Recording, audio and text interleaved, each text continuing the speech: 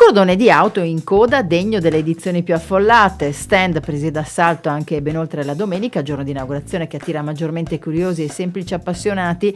Anche per questo 2015 Verona ha alzato il sipario sul Vinitaly e lo spettacolo non ha deluso le attese.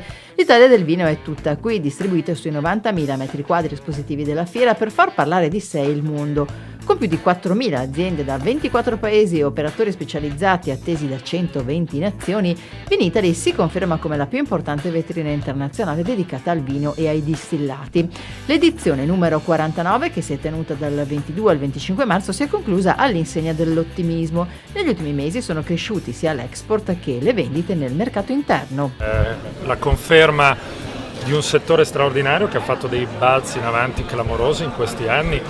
Pensate che dal 2000 e oggi solo di export abbiamo fatto più 106%, quindi dati veramente impressionanti.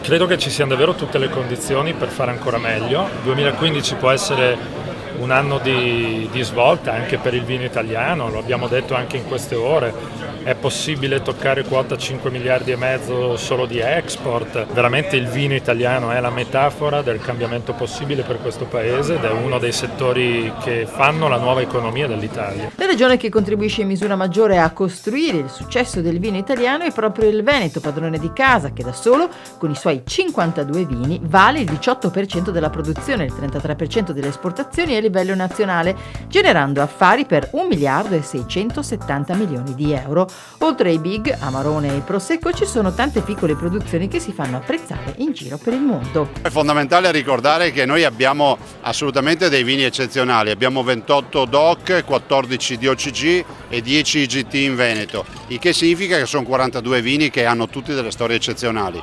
Basti pensare anche alle piccole produzioni, penso al Torchiato di Ferragona, al Torcolato di Breganze, al Raboso del Piave che è una DOC. Sono tutte eccellenze che comunque ci fanno fare figura eccezionale e fatturato, perché comunque il comparto dei vini del Veneto fattura e fattura bene. La sfida da combattere sempre più spesso è difendere queste produzioni dalla minaccia della contraffazione. Dal Prosecco alla Spina al Valpolicella in polvere, quello del vino taroccato è un fenomeno che preoccupa e che va arginato. L'unico modo è intensificare i controlli a livello nazionale e anche internazionale. Fra poco stringeremo degli accordi con alcune istituzioni molto importanti per quanto riguarda il controllo, però parallelamente a questo anche aver messo una risorsa di €500.000 per la difesa legale dei marchi a livello internazionale è stato un elemento importante anche per la difesa in mercati che in qualche modo sono all'angolo del mondo, però che sono soggetti anche portatori di contraffazione. I risultati da record del comparto vitivinicolo veneto sono stati possibili anche grazie all'impegno delle 513 aziende presenti in fiera e che vedono attivi al loro interno tanti giovani. Questa è una realtà che cresce a 2 cifre peraltro, i giovani in agricoltura anche quest'anno crescono 2 cifre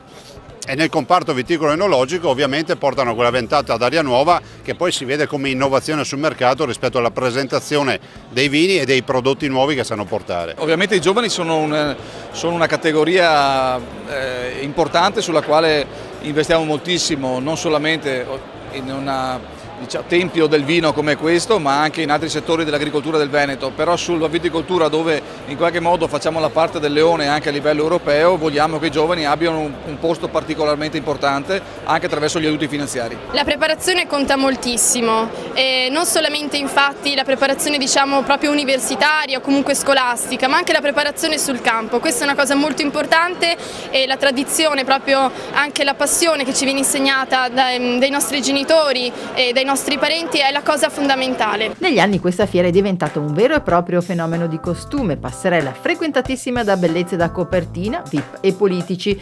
Difficile, vista la concomitanza con la campagna elettorale, evitare di parlare anche di politica. Per provare a contrastare la candidatura del sottoscritto, anziché parlare di programmi, di proposte, di confronto sulle idee, uno dice ma Tosi se la compassa, quell'altro dice Tosi è il candidato dei poteri forti, se la viene messa in discussione la candidatura cercando di denigrarla, vuol dire che hanno gran poche idee da poter affrontare. Ho avuto la possibilità di conoscere i prodotti di questa terra, quindi non soltanto il vino, ma in questa occasione principalmente il vino e principalmente il Soave, e ho avuto la possibilità appunto di assaggiarne diverse particolarità e posso dire che è veramente buono. Più affollato di un festival rock, Vinitaly oggi la meta anche di migliaia di wine lovers, semplici appassionati che amano gironzolare tra gli stand alla ricerca del calice dei sogni. Io credo che l'Italia, essendo un paese produttore, abbia nelle proprie radici una certa passione geneticamente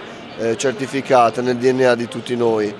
Dopo c'è da augurarsi che prosegua questo trend di interesse. Più che una moda è un consumo molto più consapevole, è un cambiamento, non è più un utilizzo alimentare, non è più una fonte di calorie, gli zuccheri, il vino. Oggi come oggi è visto come più che come una sfumatura differente rispetto all'altra, è visto come un fatto culturale, è visto come un fatto edonistico, è visto come un fatto di aggregazione sociale e credo che questa sia la funzione principale che deve rimanere al centro del prodotto vino. Un vino deve essere un elemento che aggrega, deve essere un elemento che fa discutere in modo consapevole. Consapevole vuol dire anche riflettere su quello che si sta assaggiando, bevendo. Io mi auguro che il trend italiano sia accompagnato, come già sta avvenendo, da altri trend paralleli in mercati esteri, come quello americano che pare inarrestabile, per fortuna nostra e di tutte le denominazioni italiane che esportano. I numeri negli Stati Uniti sono in grande crescita e anche nel nord Europa. E ora che si è chiuso il sipario sulla manifestazione, al comparto vitivinicolo veneto verrà chiesto presto un bis. Ci si vede ad Expo a partire dal 1 maggio, dove Fiera di Verona Vinitaly ha l'incarico di realizzare il padiglione del vino.